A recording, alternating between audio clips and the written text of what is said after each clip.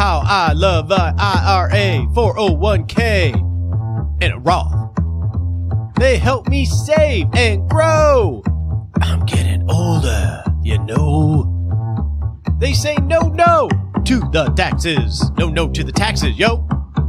But alas, I'm getting older, and I need the cash.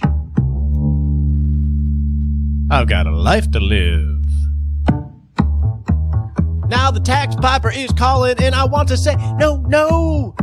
I need the cash. No to the taxes. But the IRS has its rules, you know. And I'm legit. I play by the rules. But they're so hard to know. So hard to know. Now that I'm retired, how do I manage my IRAs, 401ks, and Roths? Well, that's what we're going to dive into this month on the Retirement Answer Man Show. My name is Roger Whitney. I am your host. And this is a show dedicated to helping you not just survive retirement. We want you to rock retirement. And to do that, we're going to have to figure out how do we manage these retirement accounts that we have been saving into for years. So today we're going to set the stage on talking about the basics of IRAs, 401ks, and Roths. Over the coming weeks, we're going to dive into how do we create a withdrawal strategy? Do Roth conversions and answer your questions. But you know, we can't do any of that this month until we have that all-important disclaimer.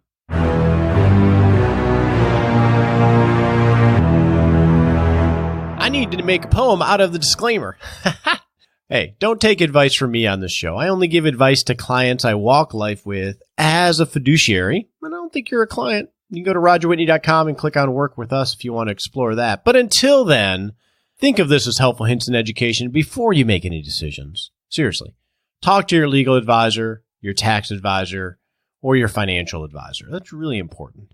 And remember, I am not a CPA. We're going to talk a lot of taxy things this week and this month. So don't take a tax advice from me because I don't give it. With that, let's head on to the show.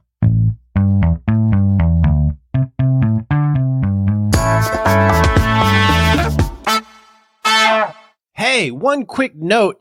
The Rock Retirement Club open enrollment closes later today, April 3rd, and we'll be closed for a while. We got a lot of great members coming in. If you think this might be a place where you can get top-notch education with no sales pitch, get your questions answered from a safe place, and walk a little bit of life with people that are a lot like you in a similar spot in life as you, go to rockretirementclub.com and see if this is a good fit for you. We'd love to have you in there if it's right for you. With that, let's get on with the show.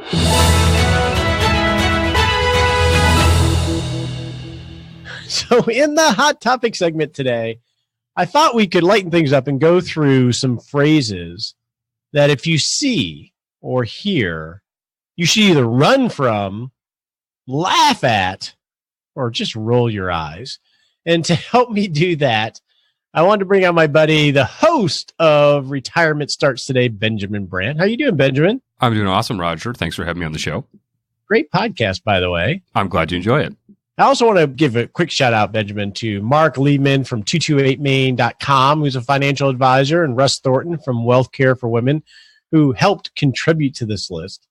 So when you're looking for retirement advice or investment advice or just perusing, there's lots of, we'll call it clickbait or little dangly, juicy worms that people throw out there to try to lure you in. And so, Benjamin, the other day I don't know what I was on. I was perusing the internet and I came across an ad for an investment strategy. And it had something to the effect of available to retail investors for the first time ever. Ooh, that sounds like a sexy opportunity. And I just sat there. And for some reason, it just bugged the heck out of me because I know what BS that is. Right. And when I hear that, I think available to retail investors for the first time only. So if you read between the lines as a professional, what that means is we've ran out of rich people to swindle and now it's your turn. Yeah, that's a jaded view of it. Yeah. And I also think it could be The institutional style management is another big phrase, bringing to the retail investors. Just because it's institutional style management doesn't make it any better or appropriate. It certainly doesn't make a lower cost. Exactly. The cost goes along with it. So what's one that you've heard? Maybe this is a Midwest thing. I don't know if it's available for everybody, but when I see on a business card, $1 million round table, that is a huge indicator that that person is going to sell you life insurance. The $1 million round table is an annual national gathering of insurance salesmen, and that's where they recognize the top insurance salesmen in the country. And so $1 million round table means you've sold a huge amount of life insurance. So if you see $1 million round table on someone's business card, that should be a pretty significant indicator that they fully intend on selling you some life insurance. And they probably really know their product, but there are a lot of people that really know their products. And then there are people that are also really good salespeople. That's true. And if your intent is to sell life insurance, if you have a tool belt full of hammers, eventually everything's going to look like a nail. Yeah, and I sort of feel that way about some of the club stuff. Chairman's Club, Freedom's Club, Chairman's Council, things like that are awarded to advisors that have a lot of revenue, which could be an indication of success, but it's really all numbers driven.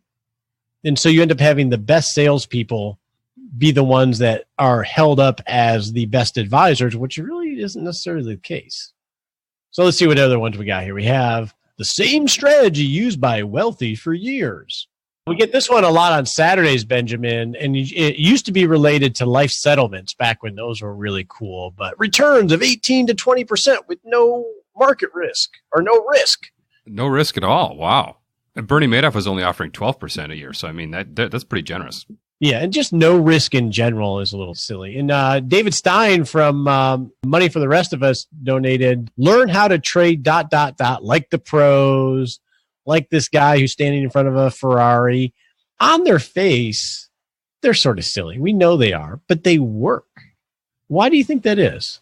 Well, I think we all want to think that there are a super secret formula or algorithm that all the rich folks already use, and we want a peek into that super secret world where we can earn massive returns for no risk at all. And now, as advisors, we know that that's not possible because there's a spectrum of risk and there's a risk-free rate, and everything that pays more than that offers more risk. That's the only other way around it. But to the average investor, I really think we're sort of enamored with the idea of secrets that can make us super rich for no risk. Or there's some special strategy that some advisor has figured out that if I just learn that, it'll all make sense. And I'll be honest with you, Benjamin. I've been in this business almost 28, 29 years. I have fallen for similar things when evaluating investment strategies over the years. And I have a natural pull because I want to please clients to find things. And when people are telling you what you're looking for, it all sounds great on the surface. So it's a human condition more than simply an investor condition. Advisors could be sold things the same way that retail investors can be sold things. So, I mean, we're people too. Sometimes we're able to talk to an investment wholesaler and they sell us a bill of goods and tell us everything we want to hear. And so, we've got to have good BS detectors. Yeah. And here's another one. The secret your broker doesn't want you to know, or with all the uncertainty in the current markets, with all the uncertainty and interest rates rising, I mean, it's every flavor that you can see, but all of these words are put there. And a lot of this is very scientific in these dangly worms. And you can just innocently click on it, knowing that it's sort of silly. But then what that does is it puts you into a sales cycle of emails and phone calls that are scientifically designed through lots of testing and data. You know who's an expert at this, Benjamin? Ken Fisher. Oh, yes, Ken Fisher. Yeah, that's who I would guess. Yeah. Yeah, Ken Fisher. So, and this isn't a beat up on Ken Fisher and his organization, but so they are a money manager, meaning that they want money to manage in portfolios, and then they're paid a percentage on the portfolios. But a big part of the organization is mass physical mailing. Now it's mass emailing and internet ads and everything else, using a lot of this kind of verbiage. Once you're in a Ken Fisher sales cycle, I've done it to just experience it, and it's a very powerful sales cycle. And it'll follow you all over the internet. You click on that ad and it uses a cookie on the website, which will follow you to social media. It'll follow you all around the internet to remind you of whatever article or whatever you clicked on. And that's just part of the sales funnel, it's called. Yeah, the sales funnel, which if you're not familiar with, I remember the first time I'm like, wait a second, I'm going to one of those sales funnels I've heard about. And then you start to really know, hey, this is all very intentional. And the point is, if you want sound investment or retirement advice, there's never a rush, right? There's never any hype that needs to be had. And there's no sales because a true advisor is going to be a fiduciary and be required to work in your best interest. And they don't have anything to sell you other than their advice or counsel. The end story here is it needs to be fairly boring. And even, I'm going to go back to Ken Fisher as an example. Again, not to beat them up, it's just my observation. And you have an advisor at a firm like that, but really all they are is an investment manager. And it's not about investment planning, retirement planning. It's really about putting money into the strategy that they manage as a fiduciary. Right. And to kind of compound on your point there, if it feels at all like you are attending a timeshare presentation where it's like, act now, this offer ends at the end of the week or the end of the day, or as soon as you close this ad, you're barking up the wrong tree. I mean, you're going to want to hire an advisor that's more than willing to let you sleep on it and more than willing to do any hand holding on any questions that you have. And if they seem like they've got all the time in the world to help you in this process, you're probably on the right path. Thanks for sharing and help me out with this, Benjamin. This is just something I see them and I laugh. Sometimes I laugh and sometimes I get really frustrated. And sometimes we cry. Yeah, sometimes I cry easy, actually. So remember, next time you see one of these crazy phrases, run, laugh, cry, but don't click.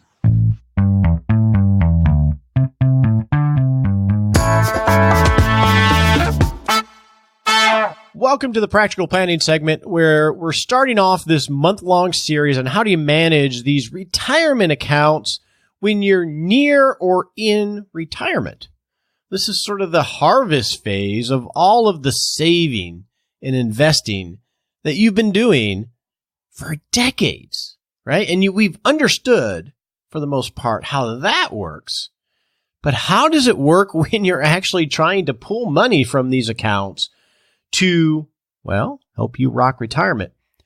So in this first week, I just want to set the stage, go through some of the basics of IRAs, Roths, and 401ks when it comes down to withdrawal rules. These won't be comprehensive, but they'll give us a good base. And then next week, we're going to get into some of the strategies of how do you actually create a withdrawal strategy to minimize taxes and maximize your cash flow in creating that paycheck that we talked about a month or so ago. So let's start off with IRAs. So an individual retirement account was established, I think in the early 80s, where you can make a contribution to them, deduct the contribution from your taxes, so they go in tax-free, subject to some income limits. And then the deal was, hey, this money gets to grow tax-free. So the tax-free money that you put into it, or the pre-tax money you put into it, gets to grow tax-deferred for decades, which means you have a lot more money working for you. And then when you get older, 59 and a half or older in this case, you can take the money out, little bits or all at once, not pay any penalty, and then pay the taxes on the amount that you put in and the growth that you've had. The whole idea being that you will be in a much lower tax bracket because you're retired, right? You're not earning income, so your tax bracket's going to go down. And for many people, this works out well. The difficulty can be is if you've been an amazing saver, sometimes you can still be in a decently high tax bracket. Anything about tax brackets are decent. So that's why we got to figure out how to manage this. But that's the deal of IRAs. Now, the way you can get penalty-free withdrawals. So if you withdraw and there's a penalty, they attach a 10% penalty on top of ordinary income taxes that they would recognize. You got to be over 59 and a half. As soon as you hit 59 and a half, you can take money out of an IRA and you're not going to pay the penalty, but it'll be realized income to you. And they have some exceptions, and I'm just going to go through them under IRAs. These are very similar for Roths and somewhat for 401ks, but I don't want to go through each one. We have decision trees that we share in the Rock Retirement Club that walks you through each one of these so you can figure out whether there'd be a penalty or not. But for the sake of time, I'll just go through it through the IRAs. If you're not 59 and a half, there are still a couple ways you can get money out of an IRA without paying the 10% tax penalty. One is if you lose your job or collect unemployment for 12 consecutive weeks, you can take IRA money out penalty-free and use the money for health insurance premiums for yourself and your family. So that's one way. Another way is if you have medical expenses over 10% of your adjusted gross income. That's a lot. You're paying for disability. If you're disabled, there are opportunities to take money out of IRAs without a penalty. Doesn't mean you don't pay the taxes. A common one that you'll see people use is what's called substantially equal payments. And there's a whole system in place, and that would be a whole nother show, where you can, let's say you're 55, you can take out money and you use the IRS tables, and it says, okay, if I take out the same amount every single year for at least 5 years, then those payments would be free from the penalty part. So those are ways that you can take money out of an IRA prior to be 59 and a half. But typically 59 and a half is what we're talking about here. Now, one other wrinkle with IRAs, and this applies to 401ks as well, is what's called a required minimum distribution.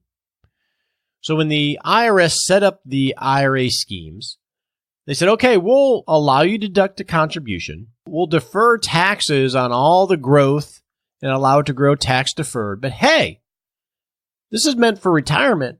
At some point, we want you to take the money out for your retirement. And we want to be able to have you realize that as ordinary income so we can tax it.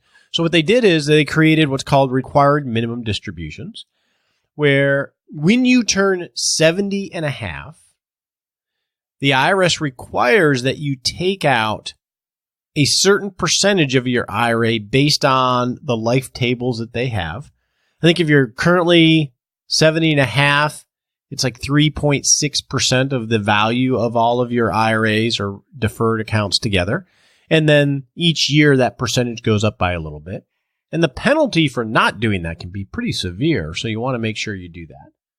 And that is something that is looming for a lot of people because they're getting to 70 and a half. And if they're overfunded for their retirement, they would prefer not to take money out. And so that can be an issue. So that's some very basics of IRAs. Now let's just look at the Roths and the 401ks as well.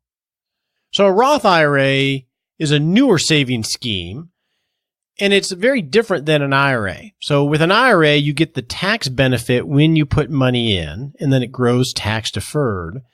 While with a Roth IRA, when you put money in, you're using money that you've already paid taxes on. And then when you put it into a Roth IRA, it will grow tax-free. And then when you ultimately take the money out, obviously the contribution that you put in, but all the growth as well will come out without any income tax consequences. Very different than an IRA. That's a great deal. And one reason why the younger you are, the better deal that might be. So how do you actually take money out of a Roth IRA?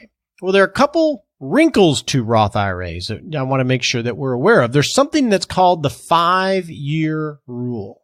So the 5-year rule for Roth IRA distribution says that 5 years must have passed since the tax year that you made your first contribution before you can withdraw any earnings from the account tax-free.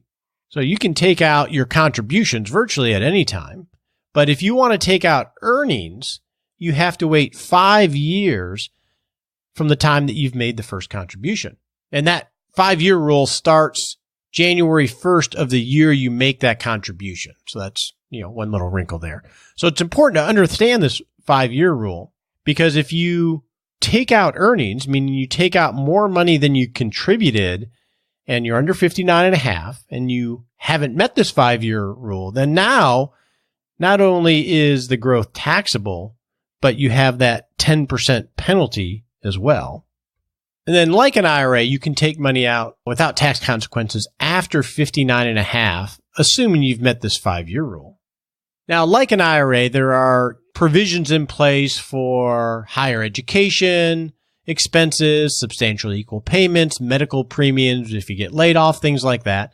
So another big difference with a Roth IRA compared to an IRA is that there's no required minimum distribution. Meaning that when you turn 70 and a half, the IRS is not going to force you to take money out of the account like they do IRAs. If you are a super saver, like many on the show are, this can be a big deal. Now we're dealing with not just a pre-tax bucket of IRAs. Now we have a tax-free bucket of Roths. And that's why it's more important to understand what levers you have in order to create a withdrawal strategy that we'll say maximizes. You're never going to maximize, but that will help you manage your tax rates and minimize not just your tax rates now, but also potentially after you're 70 and a half because you have these RMDs on the IRA side. You can see how Roth adds another lever and a wrinkle to that. That's Roth IRAs. The last thing I want to cover today under the basics is your 401k. Right? Because 401ks are different than an IRA. 401ks are saving schemes within a employer plan that you likely created most of your savings. So like an IRA, after 59 and a half is the first time you can withdraw without penalties. And the penalty for an early withdrawal in an IRA or 401k is generally 10%, plus it ends up being taxable income. Exceptions of this rule of 59 and a half are you can roll it or transfer it to an IRA without any tax penalty, and that happens all the time. So the IRS says as long as it stays in its tax deferred status, either by rolling it over or transferring it, and there's some special rules there, that's okay. Also, they have a special rule only for 401ks that says it's called the rule of 55. And that is if you leave your job, you quit or you get fired after you're over age 55, you can withdraw from your 401k without penalty. So even though you're under 59 and a half, you can take money out of your 401k. You can reference IRS publication 575. Here are some quirks to that though. You must be over 55 when the separation of service happens, meaning you quit or you get fired. I believe if you're public service, it could be 50 years old. 2 is it only applies to your current 401k. So if you have an old 401k at an old company, this rule will not apply to that. It's only the 401k that you're active in. That might be a reason to continue to consolidate 401ks. I'm not sure how that works, but I believe it would help you. And then lastly, this does not apply to IRAs. So only to the 401k that you're active in. So that's important. And they also have what's called the 72T rule that they have with IRAs, what we talked about, which are substantially equal payments until you're 59 and a half or you've been doing it for at least 5 years. Now, to wrap this up on the 401ks, we have this new version of Roth 401ks where you can save post-tax, just like a Roth IRA, rather than pre-tax. Now, Roth 401ks have the same 5-year rule as Roth IRAs. 5 years from your first contribution. You have to be in there at least 5 years to take out earnings without penalty.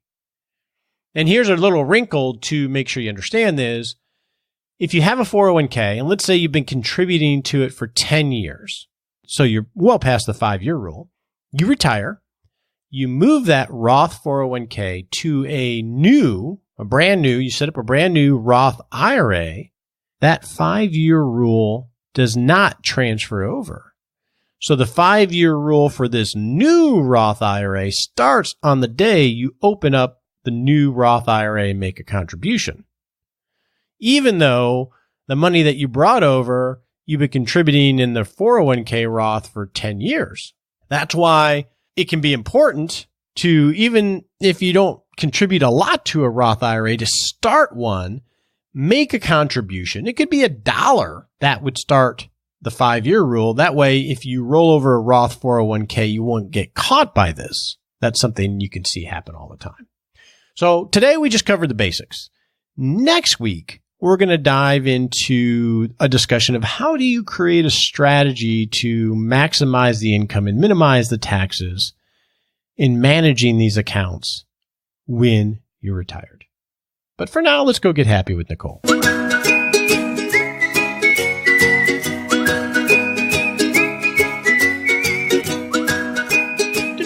Welcome to the Happy Lab where spring has sprung. Nicole, do you have a spring poem for us? I created a poem this week. I heard your poem. It was very special. And oh Lord, I don't know if I can come up with something. That's not a good review. Just snap your fingers. Just snap your fingers. Snap my fingers. Spring has sprung. It's a thing. That's all I got. Well, Nicole is about to head out for her springtime vacation where she is, I hear, going to have beer. Yes, butter beer. And I can't decide. Do I get the regular? Do I get the frozen? I mean, options. So hard to choose. So you're headed to the Harry Potter experience in Orlando. Yes, we've got tickets to Universal Studios. And I've never been to Universal Studios, so I am just as excited as my kids. And you are a huge Harry Potter fan girl. Yes, that too. That too. And butterbeer. So it's going to be butterbeer. But the whole point of this is... take vacations. Makes you happy. We would love to hear what your vacation is for springtime or summertime, because maybe you're going to give us a good idea. I've already had the butterbeer. I already got sick on butterbeer, so that's your turn.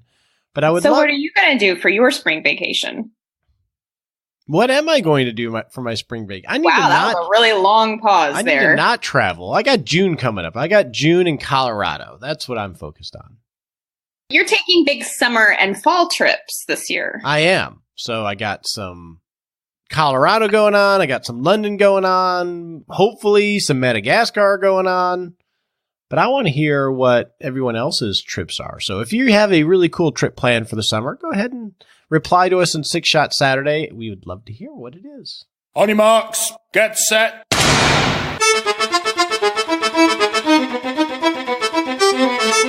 And we're off to set a 7-day goal to take a little baby step to creating a better life. And in this case, creating a better life for your CPA.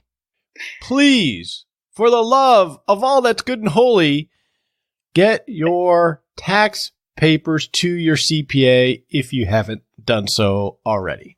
Oh, if you really liked your CPA, wouldn't you have already done that? I'm horrible. I end up being a little bit tardy on this one.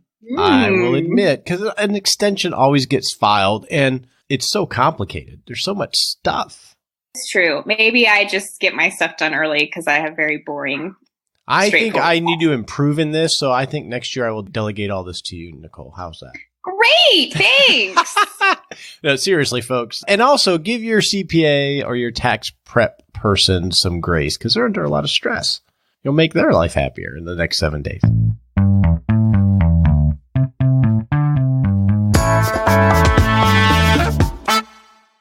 Nicole, so today is the last day of the Rock Retirement Club enrollment. Are you happy that we're closing the doors for a little bit?